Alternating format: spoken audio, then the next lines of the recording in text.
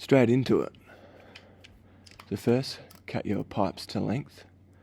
I'm cutting some quite short pipes here because I'm making a solenoid manifold.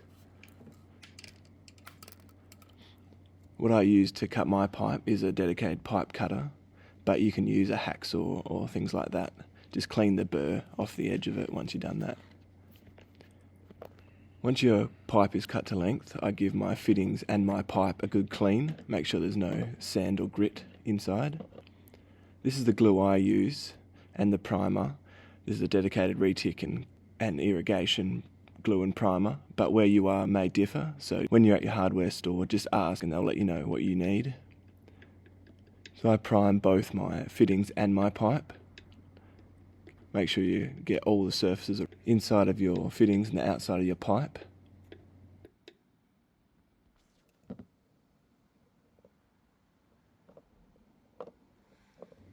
Fully coat the whole way around.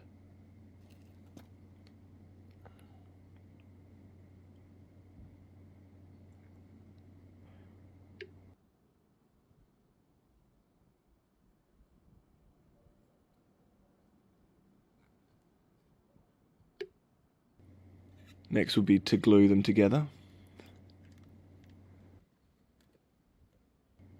Like you did with the primer, glue both fitting and pipe to make sure it gets a good bond.